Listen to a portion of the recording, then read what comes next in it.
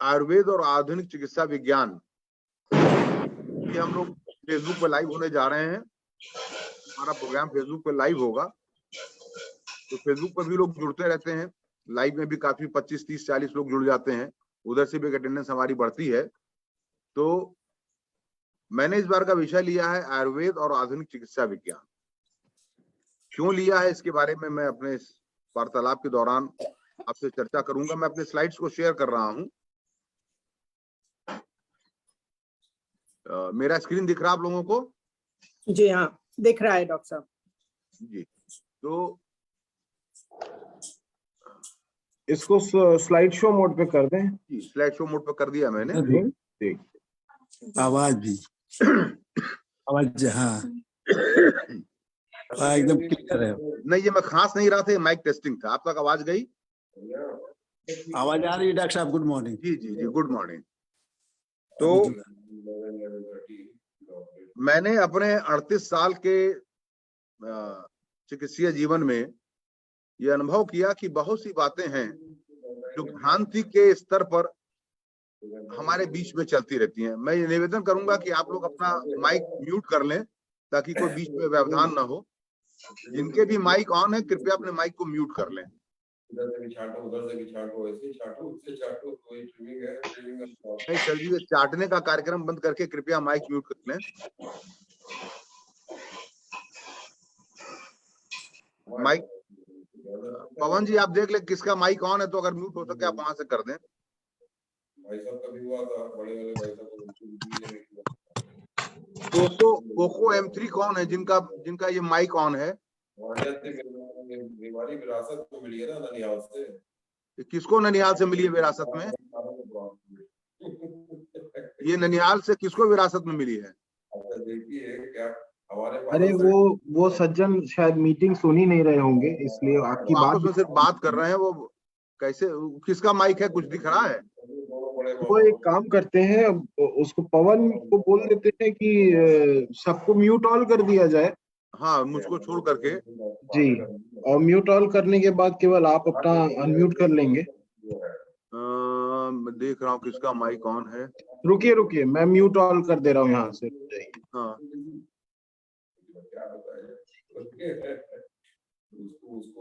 जा भाई,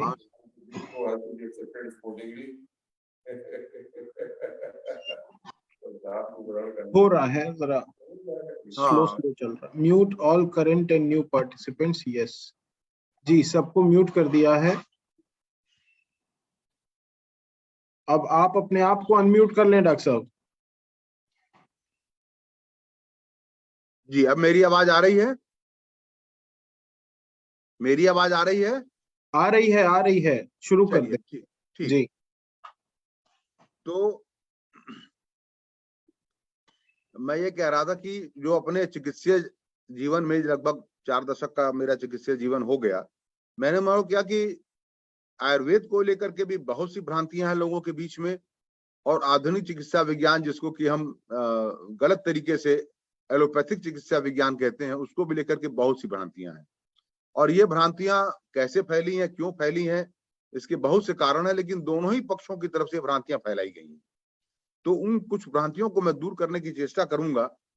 और मैंने निवेदन किया पिपराइस से, हमारे एक आयुर्वेदिक चिकित्सक हैं US शर्मा जी, समय समय पर मैं उनसे, हाँ US शर्मा जी का फोन भी आ रहा है, जरा एक मिनट अटेंड कर लूं। हाँ शर्मा जी, क्या आप ज्वाइन नहीं कर पा रहे हैं? मैं आपको लिंक दोबारा भेज रहा हूँ, एक मिनट होल्ड कीजिए।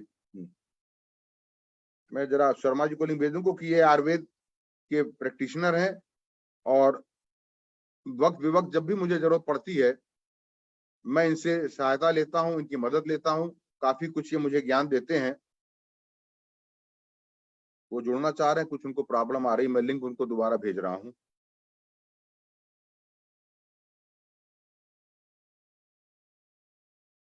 और जो जिनको मैं गोरखपुर में आयुर्वेद का सबसे बड़ा ज्ञाता जानता था और मानता भी था, और उनसे बहुत मुझे मदद मिलती थी, वैद्य आत्माराम दुबे जी, वो इस कोरोना काल में हमारे बीच नहीं रहे। और 2019 का जो हमने कार्यक्रम किया था 14 नवंबर का, तो वो हमारे मुख्य अतिथि थे। और उसके बाद से कोरोना लग गया, और कोरोना में वह भी इस संसार को छोड़ के चले गए, हमारे बीच नहीं है। तो एक बहुत बड़ी क्षति हुई, मेरी तो व्यक्तिगत क्षति हुई। तो अभी कुछ दिनों पहले उत्तर प्रदेश डायबिटीज एसोसिएशन का वार्षिक सम्मेलन लखनऊ में हुआ और विभिन्न विषयों पे मधुमेह की हम लोगों ने बातें की। और जो कोर थीम था इस सम्मेलन का वो था कि ब्रेकिंग द बैरियर। मधुमेह चिकित्सा में कहां कहां रुकावटें आती हैं, कहां कहां व्यवधान आता है, कहां कहां बैरियर है, उस बैरियर को हम कैसे तोड़ें, इसी पर केंद्रित था ये पूरा का पूरा 2 दिन का कॉन्फ्रेंस। और as a president of Uttar Pradesh diabetes association मुझे प्रेसिडेंशियल ओरेशन देना था। तो मैंने भी अपने ओरेशन को केंद्रित किया इसी केंद्र बिंदु पे कि breaking the barrier, never be late, communicate communicate and communicate. संवाद से, बातचीत करने से बहुत सी समस्याएं हल हो जाती हैं, बहुत सी बाधाएं दूर हो जाती हैं, बहुत से बैरियर ब्रेक होते हैं। तो वहां का जो मेरा टॉक था वो तो चिकित्सकों के लिए था कि आप जो कुछ भी उपलब्धि हासिल करते हैं, आप जो भी साक्ष्य जुटाते हैं, आप जो भी रिसर्च करते हैं, उसको कॉन्फ्रेंस में तो डिस्कस करते हैं और उन साक्ष्यों के आधार पर आप आगे चिकित्सा कैसे की जाए, चिकित्सा में क्या परिवर्तन किए जाएं, इसके बारे में आप गाइडलाइंस देते हैं। लेकिन क्या वो आपकी जो उपलब्धियां हैं जन सामान्य तक पहुंच पाती हैं? और अगर नहीं पहुंचती हैं और उनके अंदर भ्रांतियां बनी रहती हैं विभिन्न विषयों को लेकर के, तो उसे कौन दूर करेगा? इस बाधा को कौन दूर करेगा? इस बैरियर को कौन ब्रेक करेगा? निश्चित ही इस बैरियर को ब्रेक करने की प्राथमिक जिम्मेदारी हम चिकित्सकों पे आती है, क्योंकि हम अगर अपने ज्ञान को जन सामान्य के स्तर पर उन तक नहीं पहुंचाएंगे, उन तक नहीं संप्रेषित करेंगे, तो ये बाधाएं तो बनी रहेंगी। तो मैंने इसी विषय पर चर्चा की कि हमारा क्या दायित्व है इस बैरियर को ब्रेक करने के लिए, हम कैसे अपने इस ज्ञान को जनमानस तक पहुंचाएं, सरल भाषा में पहुंचाएं, ताकि वह अपनी चिकित्सा में कोताही न करें, जो रिकमेंडेशंस हैं उनके अनुरूप चलें, उनके अनुरूप चिकित्सा करें।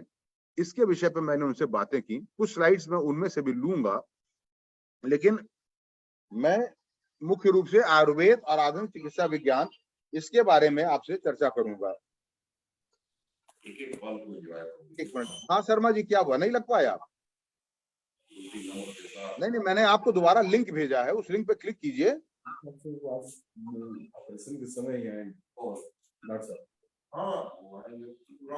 मीटिंग प्रिपेयरिंग आ रहा है, एक बार आउट होकर के फिर लिंक, सब लोग उसी लिंक से जुड़े हुए हैं, एक बार फिर से आप क्लिक कीजिए जरा सा, वही लिंक है। अच्छा,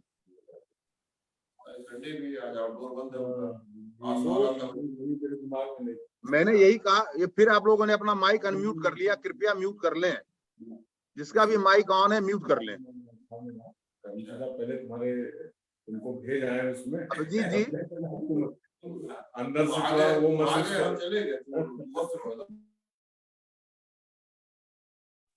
फिर से सबको म्यूट कर दिया है, कृपया आप अपना अनम्यूट कर ले सर। तो मैंने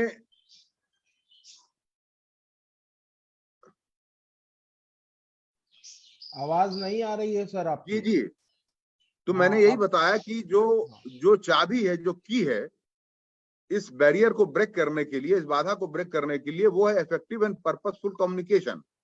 जब तक हम सार्थक और सटीक कम्युनिकेशन, संवाद नहीं करेंगे पेशेंट्स के साथ, उनके परिवार के साथ, जनता के साथ, तब तक ये बैरियर हम ब्रेक नहीं कर पाएंगे। तो इसके लिए बहुत जरूरी है कि हम इस विधा को और आगे ले जाएं, कम्युनिकेट करने की कला सीखें, कैसे बात करना है ये सीखें, मरीज का विश्वास अर्जित करें, उस तक अपने ज्ञान को पहुंचाएं। एक छोटा सा मैं आपको एक स्टडी जो मैंने वहां शेयर किया था आपको दिखाता हूं कि इतने ज्ञान के बाद, इतनी ढेर सारी एसोसिएशंस बनने के बाद, सालों साल डेटा आने के बाद भी हम कहां खड़े रहते हैं।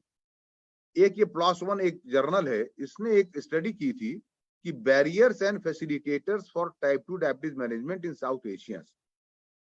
साउथ एशियन लोगों में क्या क्या बैरियर्स हैं और क्या फैसिलिटेटर्स हैं मधुमेह टाइप 2 के मैनेजमेंट में। और जो सबसे बड़ा इसमें उन्होंने 2 बिंदु जो निकाल के दिखाया, एक देख रहे हैं आप लाल रंग से, सबसे ऊपर की जो लाइन है, language and communication discordance with the health care provider was a significant barrier to receiving and understanding diabetes education. भाषा की बाधा, डॉक्टर अपनी भाषा में बात कर रहा है, मेडिकल टर्मिनोलॉजी में, उसके स्तर पर उतर के बात ही नहीं कर रहा, कम्युनिकेट भी नहीं कर रहा है। तो ये सबसे बड़ी बाधा है उन दोनों के बीच की। और एज ए चिकित्सक और एज ए पेशेंट आप भी कई बार ये देखते हैं कि लोग बहुत बड़े अस्पताल में बहुत बड़े चिकित्सक से दिखा के आएंगे, और चूंकि वो मुझसे बहुत क्लोज हैं, सालों से मुझसे जुड़े हुए हैं, वो सारी फाइल लेकर फिर मेरे पास चले आएंगे कि अब ये वहां दिखा के आ गए हैं और इसमें ये लिखा, जरा हमको समझा दीजिए क्या लिखा है और ऐसा क्यों लिखा है और कब तक इलाज चलेगा। हमने कहा भाई आप उतनी दूर गए थे, समय खर्च किया, डॉक्टर से मिले, पैसा खर्च किया, ये सारे सवाल क्या आपने उनके सामने नहीं रखे, उनसे पूछा नहीं? अरे साहब वहां हम उनसे उतना खुले नहीं थे, तो हम पता लगे डॉक्टर साहब नाराज ना हो जाएं, उनके पास टाइम भी नहीं था, उन्होंने कहा कि बस लिख के पर्चा हमको थमा दिया, फाइल दे दी गई मुझको, बात ही नहीं हुई, बहुत दूर तक चले गए और बात हुई नहीं। तो ये जो एक समस्या है ये है। और आप खुद भी ये देखते होंगे कि आप कहीं भी दिखा के आ जाते होंगे, फिर आपका जो सबसे करीबी डॉक्टर है जिससे आप दिल खोल के बात कर सकते हैं, आप वो सारी फाइल लेके उसके पास पहुंच जाते हैं। तो कहीं ना कहीं ये तो बाधा है ही। दूसरी जो उन्होंने देखा कि preference for folk and phytotherapy, ये जो लोक में प्रचलित बहुत सी घरेलू दवाएं हैं, घरेलू उपचार है, और फाइटोथेरेपी, फाइटो मीन्स पौधे से उपजी हुई थेरेपी, जिसको हम हर्बल थेरेपी कहते हैं कि साहब ये तो हर्बल है तो ये तो नुकसान नहीं करेगा। ये भी एक धारणा दिन में बैठी हुई है कि हर्बल है तो नुकसान नहीं करेगा। अगर पौधे के जगत से कोई चीज हमको दे दी गई है तो ये एकदम निरापद है और उसके प्रति एक आकर्षण रहता है। तो ये भी जो है, जो मधुमेही हैं, और ये आप किसी भी रोग पे अप्लाई कर सकते हैं, उनको अपने गोल तक पहुंचने में, अपने चिकित्सा को सटीक करने में, जो टारगेट्स हैं उनके ब्लड शुगर के, ब्लड प्रेशर के, कोलेस्ट्रॉल के, इन सब चीजों को अचीव करने में, वहां तक पहुंचने में एक बहुत बड़ी बाधा बनती है। और तीसरी चीज जो दिमाग में बैठी हुई है, ये जो तथाकथित अंग्रेजी दवाएं हैं, हालांकि बहुत सी दवाएं चाइना में डेवलप होती हैं, बहुत सी कोरिया में होती हैं, बहुत सी फ्रांस में होती है, बहुत सी जर्मनी में होती है, लेकिन हमारे लिए वो सब अंग्रेजी है। ये जो अंग्रेजी दवाएं हैं, ये लंबे समय तक लेने पे बहुत नुकसानदेह होती हैं। ये गुर्दा खराब करती हैं, ये आंख का पर्दा खराब कर देती हैं, ये अंगों को कमजोर कर देती हैं, कुछ नई बीमारियां पैदा कर देती हैं। इस तरह की जो धारणाएं हैं, ये भी जो है चिकित्सा में बहुत बड़ी बाधा उत्पन्न करता है। ये इस स्टडी का मोटा मोटा निष्कर्ष उन्होंने निकाल के हमें दिया। लेकिन ये सत्य है, फाइटोथेरेपी के लिए पादप जगत से उत्पन्न हुए सारे थेरेपी के लिए हमारा एक आकर्षण रहता है कि ये निरापद है। लेकिन क्या धतूरा निरापद है? क्या अफीम निरापद है? क्या भांग निरापद है? क्या हम सब भांग का सेवन करने के लिए सबको कह दें कि ये तो पौधे जगत की पत्ती है, खाओ, इससे कुछ नहीं होगा? तो ऐसा भी नहीं है कि पौधे जगत से आपको कुछ भी दे दिया जाए तो निरापद हो जाएगा, वो भी नुकसानदेह साबित होता है। तो ये चीजें कौन बताएगा? तो मैंने, ये मेरी एक कविता है, उसकी चंद लाइनें हैं कि मैंने वहां अपने एसोसिएशन में इस बात को रखा कि बढ़ती जानकारी, बढ़ती सूचनाएं, अनगिनत शोध सभाएं। हम सब बैठ के 2 दिन से डिस्कस कर रहे हैं, शोध, अपने अपने शोध पत्र प्रस्तुत कर रहे हैं, नई जानकारी एक दूसरे को दे रहे हैं, और इस उपलब्धि पर हम फूले नहीं समाते। अरे हमारे 10 रिसर्च पेपर पब्लिश हैं, हमारे 150 रिसर्च पेपर पब्लिश हैं, एक दूसरे की पीठ थपथपाते, हम हैं आघाते। हर तीसरे वर्ष आईडीएफ के आंकड़े आईना हमें दिखाते और हमारे ज्ञान को मुंह चढ़ाते। आईडीएफ एक संस्था, इंटरनेशनल डायबिटीज फेडरेशन, ये हर तीसरे वर्ष डायबिटीज से संबंधित आंकड़े प्रस्तुत करती है। अभी इस साल फिर आंकड़े देगी। वो बताती है कि इस समय वर्तमान में कितने मधुमेही रोगी हैं पूरे विश्व में, रीजन वाइज, कंट्री वाइज, और आगे आने वाले 25 साल 30 साल के बाद कितने रोगी होने की संभावना है। और वो जो प्रेडिक्शन करते हैं, जो 2025 के लिए प्रेडिक्शन उन्होंने किया 2007 में, उसकी 345 मिलियन डायबिटिक पेशेंट हो जाएंगे, वो 2021 में 537 मिलियन हो गए हम। तो सारा ज्ञान के बावजूद भी हमने 4 साल पहले जो उनका प्रेडिक्शन था उससे ज्यादा मधुमेही रोगी इस दुनिया में आ गए। तो हमारे शोध सभाओं का, इन शोधों का लाभ क्या मिला हमें? ये मैंने प्रश्न रखा था उनके सामने। तो हम कोई भी बड़े बड़े क्लेम कर ले कि हम रिसर्च बेस्ड मेडिसिन करते हैं, हम एविडेंस बेस्ड मेडिसिन करते हैं, हम शोध करते हैं, उसके बाद हम कुछ लेके आते हैं, रिकमेंडेशन देते हैं, लेकिन जो ग्राउंड रियलिटी है कि हम टारगेट नहीं अचीव करते। ग्राउंड रियलिटी है कि हम कुछ भी शोध कर लें, अखबार में यही छपता है, जड़ से इलाज, और आदमी के इसके प्रति एक आकर्षण होता है कि सब जड़ से इलाज आ गया, अब तो सीधे यहीं भागो। क्या हुआ, क्यों मेरा स्लाइड हट गया ना?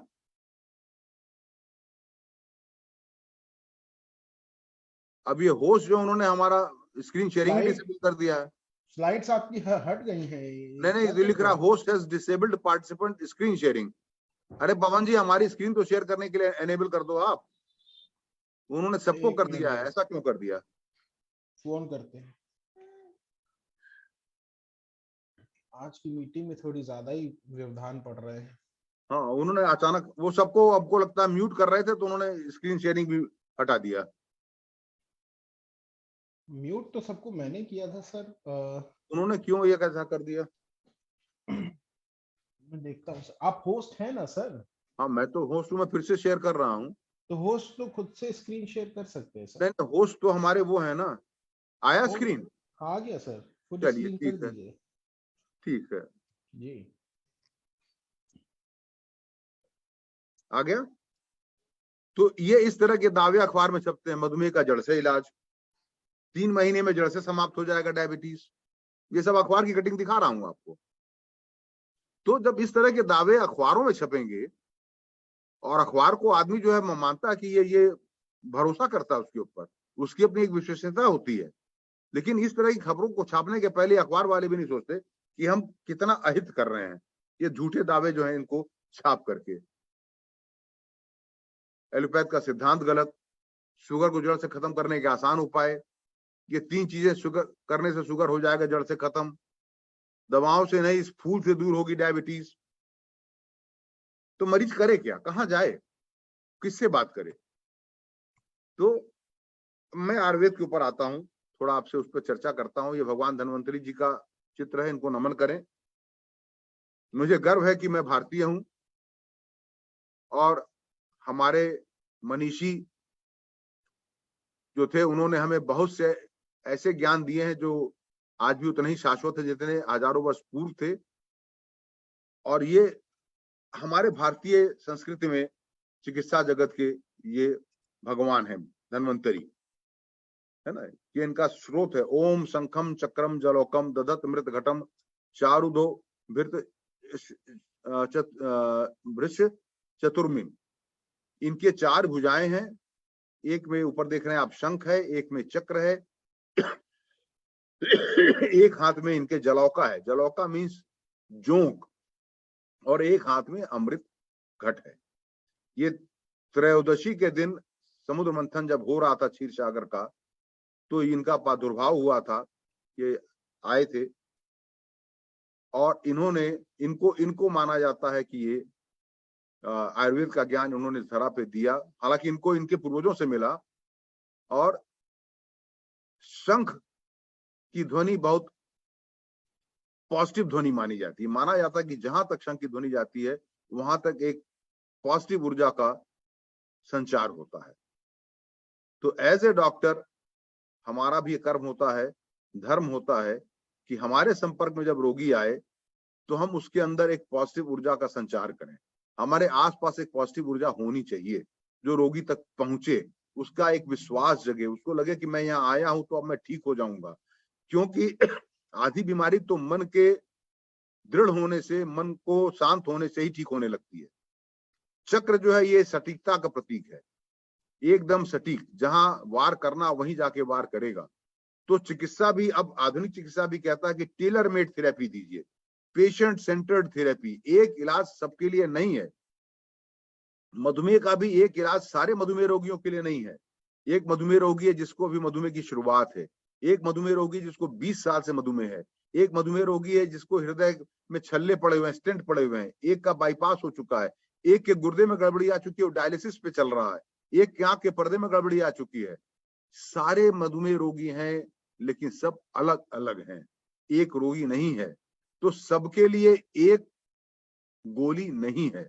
कि आप गए दुकान पे, आपने कहा भैया हमको ये फलाना आरबीजी दे दो, हमको बीआरजी दे दो, हमको ये फलाना शून्य दे दो, और सब वही दवा खा रहे हैं। नहीं, हमारे यहाँ स्पष्ट गाइडलाइंस जो आती है वो ये आती है कि रोगी की अवधि क्या है, रोगी को साथ में कोमॉर्बिड कंडीशंस क्या क्या है, मतलब उसके हृदय की स्थिति क्या है, गुर्दे की स्थिति क्या है, मस्तिष्क की स्थिति क्या है, इन सब चीजों को ध्यान में रखते हुए आप उचित दवा का चयन करेंगे। तमाम दवाएं हैं हमारे पास, लेकिन किस रोगी में कौन सी दवा सटीक बैठेगी, यही उस चिकित्सक की कला है, उसका ज्ञान है। तो चक्र की तरह उसे अपने ज्ञान का प्रयोग करना है कि सटीक दवा देनी है। और जो जोंक है, किसी जमाने में जो वैद्य होते थे, चिकित्सक होते थे, उनके चिकित्सा का जो सारे उपाय उनके पास होते थे, उसमें एक जोंक भी होता था। जोंक थेरेपी की जाती थी कि इससे जो दूषित तत्व है शरीर में, रक्त के अंदर, वो जोंक चूस के बाहर निकाल देगा। और आज भी हम क्या करते हैं, यूरिया बढ़ गया, क्रेटिनिन बढ़ गया, पेशेंट को डायलिसिस पर डाल दिया, तो दूषित तत्व को डायलिसिस के माध्यम से बाहर निकाल दिया। बहुत से दूषित तत्व हम पेशाब की दवा दे करके, डायलिसिस कराकर पेशाब मूत्र मार्ग से निकाल देते हैं। जहर खा लिया तो उसका गैस्ट्रिक लवाज करते हैं, उसके पेट को धो करके उसको बाहर निकाल देते हैं। ये सब जोंक वाला ही काम है, दूषित तत्व को बाहर निकालना। और अमृत घट, अब ये तो अमृत घट कहाँ है, किसके पास है, इसके बारे में मैं चर्चा नहीं कर पाऊंगा, लेकिन इसके साथ ये प्रकट हुए थे और इनका नमन करना चाहिए। तो परंपरा अनुसार आयुर्वेद के आदि आचार्य अश्विनी कुमार माने जाते हैं। अश्विनी कुमारों ने ये इंद्र से विद्या प्राप्त की थी। इंद्र ने धन्वंतरी को सिखाया था, और काशी के राजा दिवोदास धन्वंतरी के अवतार कहे जाते हैं। तो इस भारत की धरती पे जो आयुर्वेद की शुरुआत हुई वो वाराणसी से हुई, काशी से हुई। और राजा दिवोदास थे, उनको कहा जाता है कि धन्वंतरी के अवतार के रूप में आए थे, और वहीं से उन्होंने वाराणसी में, काशी में आयुर्वेद का प्रारंभ किया। उन्होंने वहां पर एक सर्जिकल इंस्टीट्यूट डेवलप किया था और सुश्रुत को उसका प्रधानाचार्य बनाया था। अत्रि और भारद्वाज भी शास्त्र के प्रवर्तक माने जाते हैं। और नीचे और भी आचार्यों के नाम दिए गए, जिनमें से कुछ के नाम से आप परिचित होंगे। च्यवन प्राश खाते हैं, वो च्यवन आचार्य थे, उनके नाम पे धन्वंतरी, अश्विनी कुमार, है ना, अगस्त्य, अत्रि, ये सब ढेर सारे जो हैं सुश्रुत और चरक से हम सब परिचित हैं। तो आयुर्वेद की सरल परिभाषा क्या है कि हित अहितम सुखम दुखम आयुस्तस्य हिताहितम मानम च तत् यत्रोक्तम आयुर्वेद स उच्यते। ये चरक संहिता का श्लोक है। यथार्थ जिस ग्रंथ में हित आयु, आयु कई प्रकार के हैं। हित आयु है जीवन के अनुकूल आयु, अहित आयु है जीवन के प्रतिकूल आयु, सुख आयु स्वस्थ जीवन, एवं दुख आयु रोग अवस्था, इनका वर्णन हो उसको आयुर्वेद कहते हैं। तो आधुनिक चिकित्सा विज्ञान में हम सब चीजों की चर्चा करते हैं, लेकिन देखिए कितने पहले कितने सरल तरीके से जो चिकित्सा विज्ञान है उसके बारे में बताया गया। और ये भी कहा गया कि जो शास्त्र या विज्ञान आयु का ज्ञान कराता है उसे हम आयुर्वेद कहते हैं। और ये सब आयु हैं, अहित आयु, हित आयु, सुख आयु, दुख आयु, अल्प आयु, ये सारे आयु हैं। इसका जो ज्ञान करा है वही आयुर्वेद है। और सुश्रुत ने स्वस्थ व्यक्ति का जो लक्षण दिया है, क्योंकि आयुर्वेद में ये माना गया है कि त्रिदोष पे पूरा आयुर्वेद की जो धारणा है, फिलॉसफी है, वो आधारित है। तो बात पित्त कफ, तो कहते हैं कि जब सारे दोष सम पे हो, इक्विलिब्रियम पे हो, अग्नि, कई तरह की अग्नि है, जठराग्नि है, उसके डिटेल में मैं नहीं जाऊंगा, कई तरह की धातु हैं शरीर के अंदर, ये सारी चीजें धातु आज के समय में हम उसको हार्मोन्स, केमिकल मीडिएटर्स, इनकी तुलना इनसे हम कर सकते हैं। तो ये सारी चीजें सम दोष हो, सम अग्नि हो, सम धातु हो, और मल क्रिया जो विसर्जन की क्रिया है वो सम पे हो, पसीना ठीक से निकलता हो, पेशाब ठीक से होता हो, पखाना ठीक से होता हो, ये सारी चीजें जब सम पे हो और मन, आत्मा और इंद्रिय ये सब प्रसन्न हो, तो समझिए कि व्यक्ति स्वस्थ है। और आज की तारीख में जो WHO World Health Organization definition देता है कि health is a state of perfect mental, physical, social wellbeing, और चौथा आयाम जोड़ा स्पिरिचुअल, बाद में स्पिरिचुअल भी जोड़ा गया। तो सारी चीजें तो बहुत पहले ही हमारे मनीषियों ने स्वास्थ्य कैसा की डेफिनेशन जो थी स्वस्थ व्यक्ति की उससे अच्छी दे रखी थी। और आयुर्वेद वो जो 3 है, आपको मैंने बताया कि 3 दोष, उसके अलावा 3 चीजों पे आधारित है आयुर्वेद की चिकित्सा। एक है हेतु, एक है लिंग और तीसरा है औषधि। हेतु मतलब किस कारण रोग हुआ, उसको हम अपने आधुनिक चिकित्सा विज्ञान में इटियोलॉजी कहते हैं।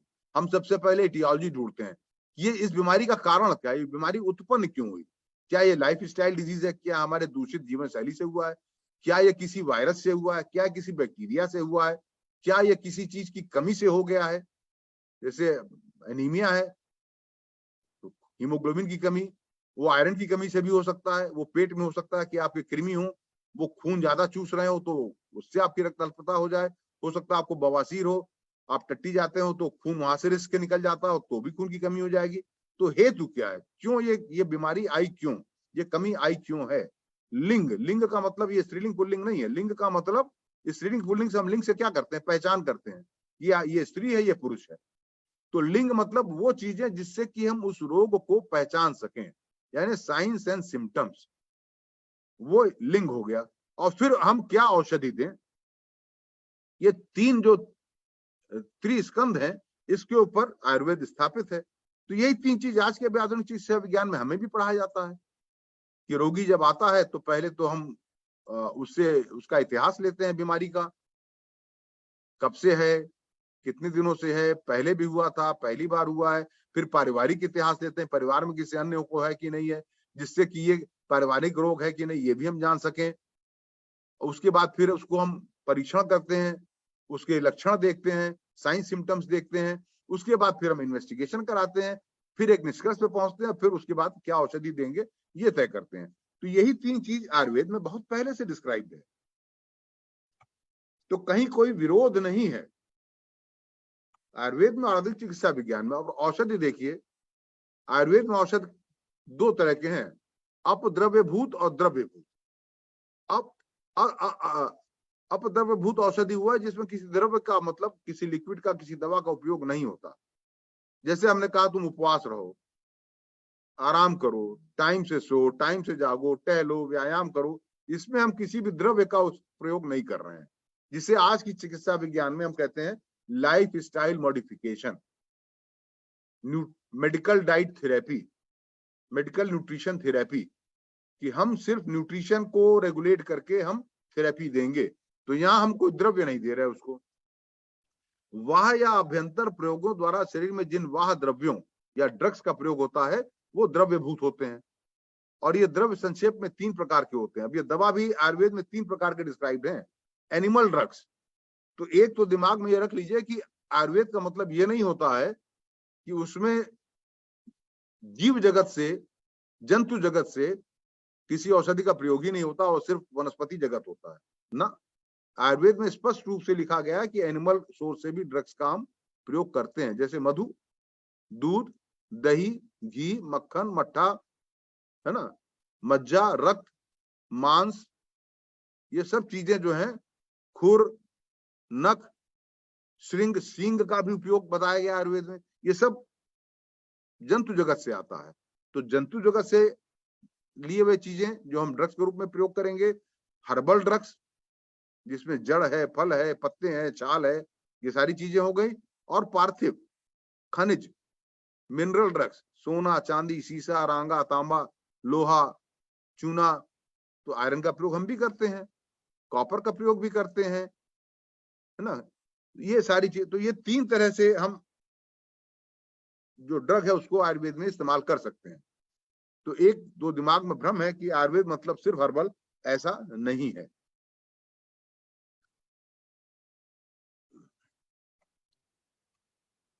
अब ट्रीटमेंट में क्या है, ये भी बड़ा अच्छा डेफिनेशन है कि हम ट्रीटमेंट किसको कहते हैं, चिकित्सा क्या है, इसकी परिभाषा क्या है।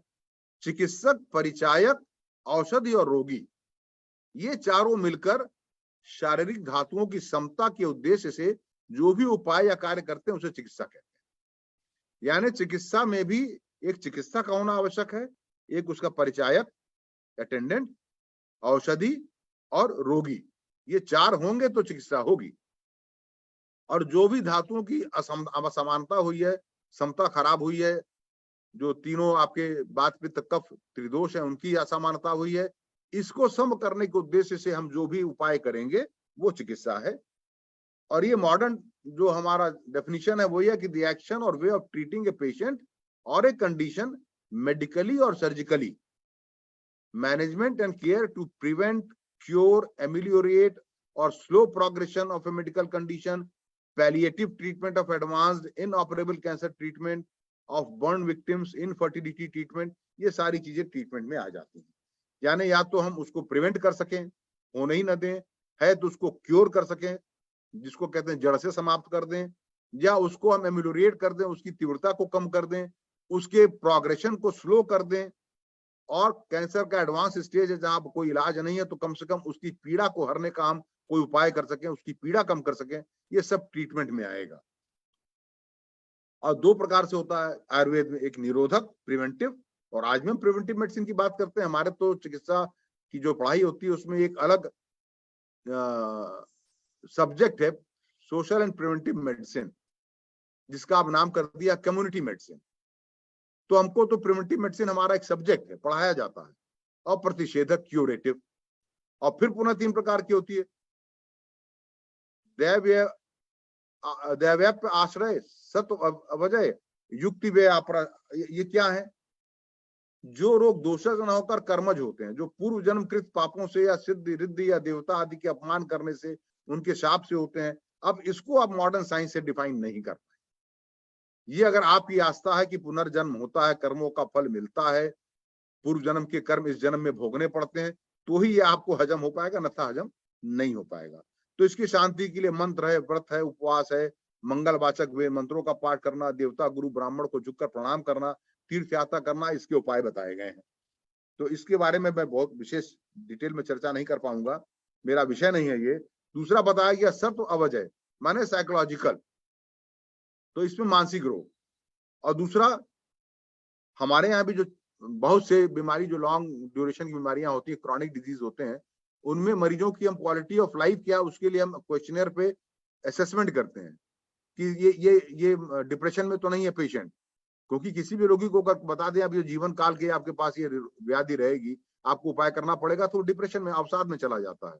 तो हमारा पहला काम ये होता है कि हम उसके अवसाद को दूर करें, उसके मनोबल को दृढ़ करें, उसको उसकी हिम्मत बढ़ाएं, क्योंकि गीता में स्पष्ट उल्लिखित है कि मन एवं मनुष्याणम कारणम बंध मोक्षो, केवल मानसिक ही नहीं अपितु अनेकानेक शारीरिक रोगों की चिकित्सा में भी यदि मनुष्य को प्रेरित किया जाए तो आशातीत सफलता होती है। मन के हारे हार है, मन के जीते जीत। तो मन विजय करना, मन को सुदृढ़ करना, ये एक अलग चिकित्सा विधा है, और इसका हम सभी चिकित्सकों को ध्यान रखना है, चाहे वो आयुर्वेदिक चिकित्सकों को, चाहे आधुनिक चिकित्सा विज्ञान के हों। और तीसरा फिर आता है युक्ति व्यय आपाश्रय, मतलब मेडिसिनल अर्थात सिस्टमेटिक ट्रीटमेंट, रोग और रोगी के बल, स्वरूप, अवस्था, स्वास्थ्य, सत्व, प्रकृति आदि के अनुसार उपयुक्त औषध की उचित मात्रा, अनुकूल कल्पना बनाने की रीत आदि का विचार कर प्रयोग करना। इसमें भी मुख्यतः 3 प्रकार फिर दिए गए हैं, इसके डिटेल में मैं नहीं जाऊंगा। लेकिन यहाँ मुख्य चीज क्या देखे आप, लिखा है कि रोग और रोगी के बल, स्वरूप, अवस्था, स्वास्थ्य, सत्व, प्रकृति आदि के अनुसार। अब ये कौन तय करेगा कि किस रोगी का बल क्या है, उसका स्वरूप क्या है, उसकी अवस्था क्या, उसका स्वास्थ्य क्या है, उसकी उसकी उसकी वो सात्विक विचार का है कि तामसिक प्रकृति का है, उसकी प्रकृति क्या, इसका निर्धारण कौन करेगा?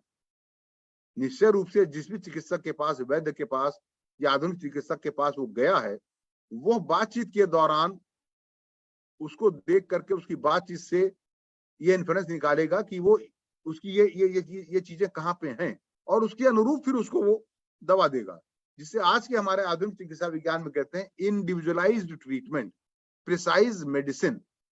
प्रिसाइज मेडिसिन का इस समय एक अलग विधा चल रही है कि हम प्रिसीजन मेडिसिन, सटीक दवा, चक्र का उपयोग कैसे करें सटीक जगह पर। तो अगर ओवर द काउंटर आप कोई दवा खाते हैं, एक दवा सुबह किसी ने बैठ के बता दिया टीवी पे कि ये ब्लड प्रेशर की दवा है, इसको आप खाएं, आपकी अंग्रेजी दवा छूट जाएगी और आप ठीक हो जाएंगे। अब न तो उस व्यक्ति ने आपको देखा है, ना आपकी उसके साथ कोई वार्तालाप हुई है, तो एक ही दवा सारे रोगियों पर कैसे सटीक हो सकती है? लेकिन ओवर द काउंटर बहुत सी दवाएं ऐसे बिक रही हैं, जो लोग जाते हैं, लेते हैं और खा लेते हैं। तो इवन हमारे आयुर्वेदिक मनीषियों ने भी ये बताया कि ये इंडिविजुअलाइज ट्रीटमेंट है, ये 1-to-1 ट्रीटमेंट है। आमने सामने बैठ के जब वैद्य आपको देखेगा, चिकित्सक देखेगा, आपका परीक्षण करेगा, आपसे बातचीत करेगा, आपकी प्रकृति समझेगा, आपकी रोग की अवस्था समझेगा, तब वो आपको उसके अनुकूल औषधि देगा। एक ही औषधि वो भी सबको नहीं देगा। ये चीज लोग भूल चुके हैं। आयुर्वेद का मतलब दवा बाजार से खरीदो और स्वतः खा लो, ये लोगों ने बना लिया है, ऐसा मैं देख रहा हूं। अभी चर्चा में आप लोगों से मैं टिप्पणी भी लूंगा। और ये अष्टांग वेदक आयुर्वेद के 8 विभाग बताए गए, जो आज भी जो हमको मॉडर्न मेडिसिन पढ़ाई जाती है लगभग यही है। काय चिकित्सा मतलब मेडिसिन, शल्य तंत्र मतलब सर्जरी, शालेय तंत्र मतलब गर्दन और उससे ऊपर की चिकित्सा, मतलब ईएनटी, डेंटल, नेत्र, ये सब शाल्यक में आ जाते हैं। कौमार भृत मतलब बच्चे, स्त्री रोग से जनित समस्याएं, इनका अध्ययन कौमार भृत कहलाता है।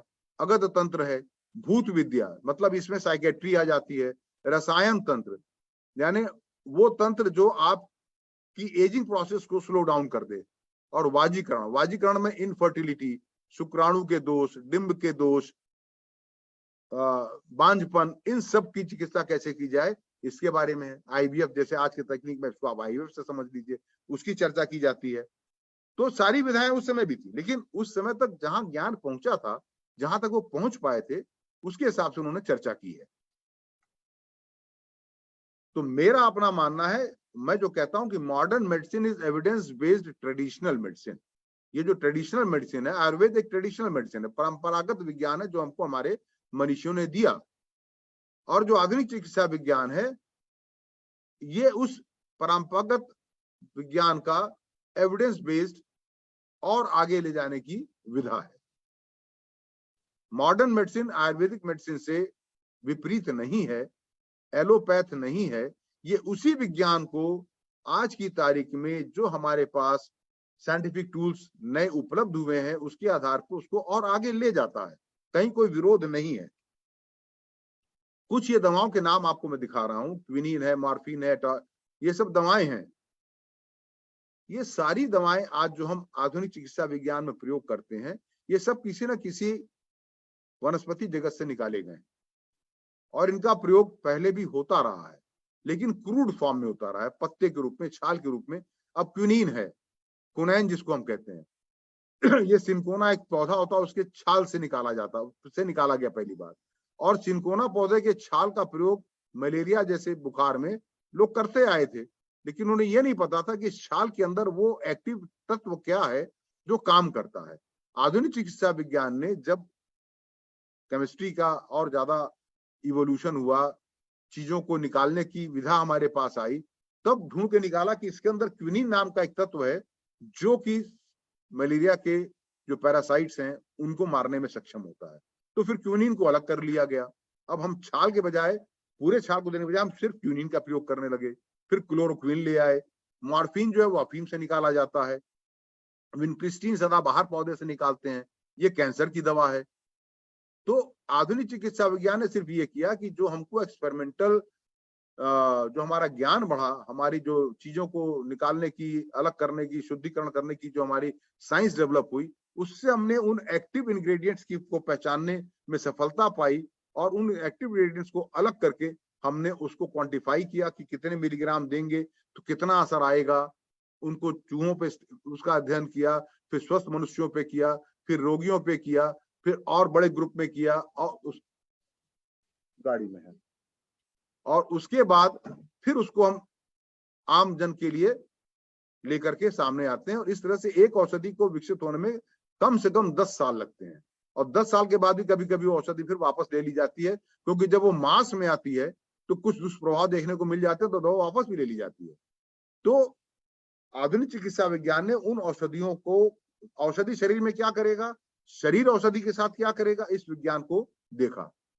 कितने डोज को देने के बाद, कितने मिलीग्राम या ग्राम डोज देने के बाद इसके हमें दुष्प्रभाव देखने को मिलने लगेंगे, कहां तक ये सेफ है, इन सारी चीजों को अध्ययन करना आधुनिक चिकित्सा विज्ञान है। जो कि उस समय के हमारे मनुष्यों के पास चूंकि यह विज्ञान उपलब्ध नहीं था, विधा उपलब्ध नहीं थी, तो जो भी उनके पास उपलब्ध था, अपने ऑब्जर्वेशन से जो वो हमें ज्ञान दे सकते थे, उन्होंने बहुत सटीक ज्ञान दिया।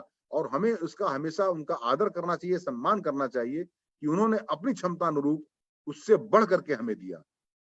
हम उसे आज की तारीख में और आगे बढ़ा के ले जा रहे हैं।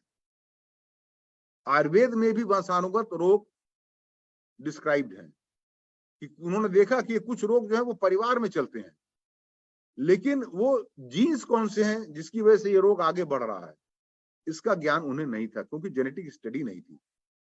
पिछले शताब्दी में 2090 के दशक से ह्यूमन जीनोम स्टडी चालू हुई कि मनुष्य के शरीर में जो जीन्स हैं, जिसको हम उनके समूह को जीनोम कहते हैं, कितने प्रकार के जीन्स हैं, कौन सा जीन कौन सा कार्य संचालित करता है, किस जीन में गड़बड़ी आने से कौन से रोग उत्पन्न होते हैं, इस पे पूरी स्टडी हुई और पूरा ह्यूमन जीनोम डिकोड कर दिया गया।